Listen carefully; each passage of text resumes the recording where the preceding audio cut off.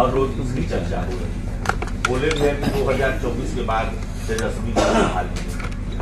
देखिए, ये आप दो सवाल कर रहे हैं। पहला तो आपने कहा कि प्रधानमंत्री बनने की चर्चा, मुझे तो ये चर्चा कहीं नहीं सुनाई दी। जिस दिन से नीतीश जी महागठबंधन में आए हैं उस दिन से ही मैं पत्रकारों को लगातार कह रहा हूं कि मैं इसको राज्य स्पेसिफिक घटना मानता हूं।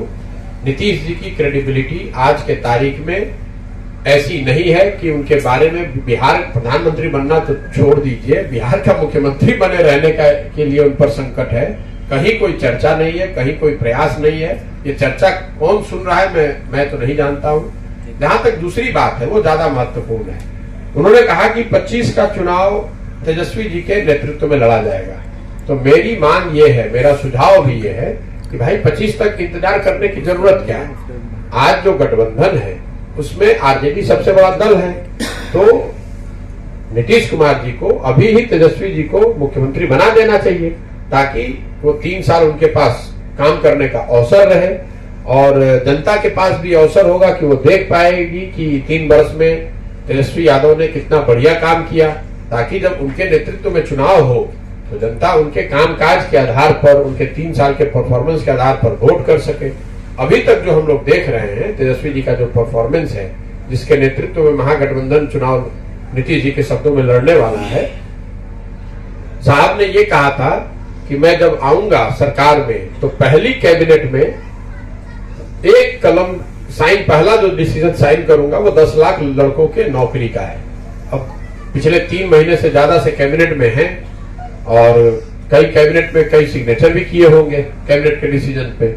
मैं ये सोच रहा हूं कि 10 लाख नौकरी वाला जो डिसीजन था, मतलब कलम टूट गई है या स्याही सूख गई है, ये तो नीतीश जी और तेजस्वी यादव ही बताएंगे।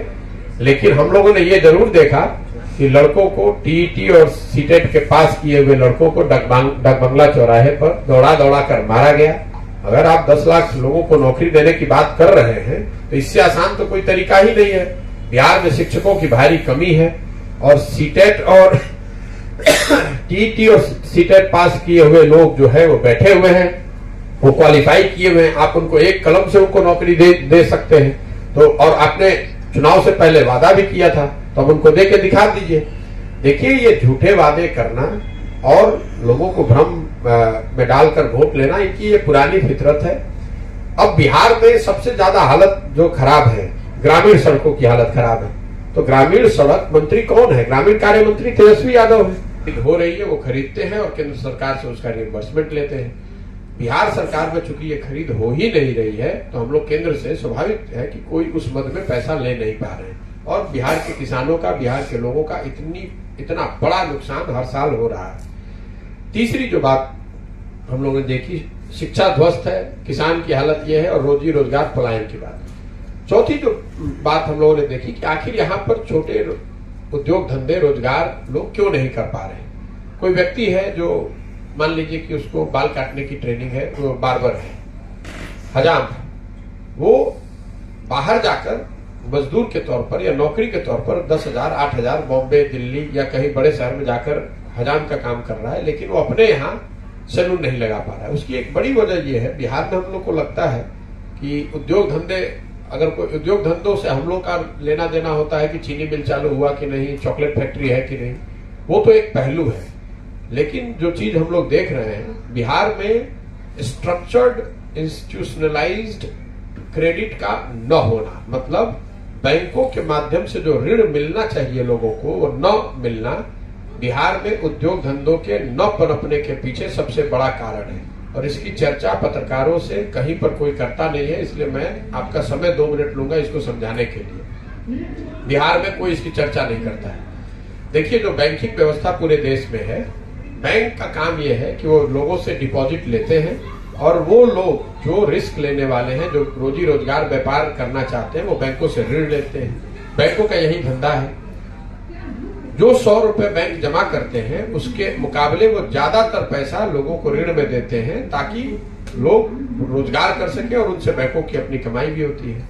देश के स्तर पर ये आंकड़ा है 70%, मतलब बैंकों में जितना पैसा जमा होता है उसका करीब करीब 70% पैसा बैंक ऋण के तौर पर सीधे तौर पर लोगों को देते हैं रोजगार धंधे व्यापार के लिए। बिहार में ये आंकड़ा है आज 40%।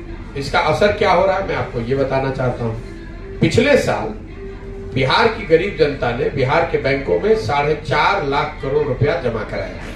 4,21,000 टू बी प्रिसाइज, इसमें ग्रामीण बैंक शामिल नहीं है।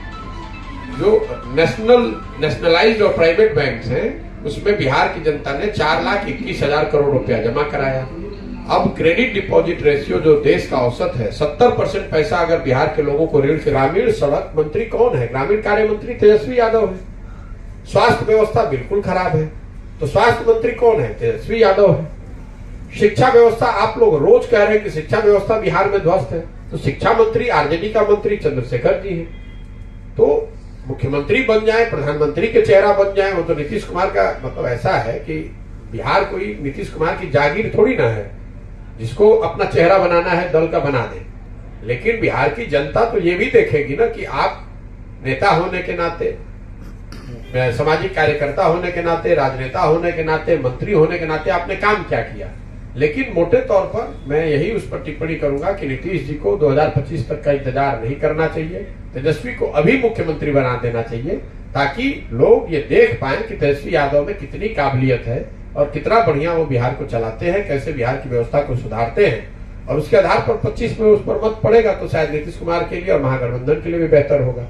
एक बात तो तय है, वो नीतीश जी ने अपने बयान में भी स्वीकार कर लिया कि नीतीश कुमार के चेहरे पर और तीर छाप के बटन पर, उस पर तो कोई चुनाव जीतने वाला नहीं, वो तो दल बचेगा ही नहीं। इसलिए नहीं बचेगा कि नीतीश कुमार ने स्वयं ही मान लिया कि भाई हमारे चेहरे पे तो अब एक वोट मिलने वाला है नहीं। तो जिस चेहरे पर वो चुनाव लड़ना चाहते हैं उस चेहरे को और आगे उनको देना चाहिए, उनको जिम्मेवारी देनी चाहिए ताकि वो जिम्मेवारी पे जनता उनको देख पाए कि तेजस्वी यादव में कितनी प्रतिभा है, कितनी क्षमता है, कितना बढ़िया वो सरकार को चला पाते हैं। सर, आप ये यात्रा जो है ये पॉलिटिकल है क्या? आने में समय पॉलिटिकल रूप लेगा? भाई यात्रा जो है वो बिल्कुल सामाजिक है, जिसका उद्देश्य राजनीतिक हो सकता है। बिहार में एक नई राजनीतिक व्यवस्था बनाने के उद्देश्य से ये यात्रा की जा रही है। हम लोगों का मानना है कि बिहार की जो स्थिति है, अगर इसको सुधारना है तो कोई एक व्यक्ति या दल अकेला इसको नहीं सुधार सकता है। बिहार अगर सुधरना है तो वार्ड सदस्यों से लेकर ऊपर मुख्यमंत्री तक हर जगह पर सही लोगों के चुनकर लाए जाने की जरूरत है। और इसका मतलब है कि करीब करीब 1.5 लाख लोग जो जनप्रतिनिधि अलग अलग स्तरों पर चुनकर आते हैं, वो सब जगह पर ऐसे लोगों को चिन्हित किया जाए जो कि समाज के सही लोग हैं और उनको उस जगह पर लाकर जिताकर जनता की मदद से लाया जाए ताकि बिहार की व्यवस्था को सुधारा जा सके। ये पूरा जो जन स्वराज अभियान है उसका एक उद्देश्य ये है कि समाज से ऐसे लाखों लोगों को चुनकर निकाला जाए जो समाज के सही व्यक्ति हैं, उनको वो विकल्प, वो प्लेटफॉर्म दिया जाए जिसके जरिए वो चुनाव लड़कर अपनी क्षमता के अनुसार इस पूरी राजनीतिक व्यवस्था के हिस्सा बन सके और बिहार को सुधारने की दिशा में अपना योगदान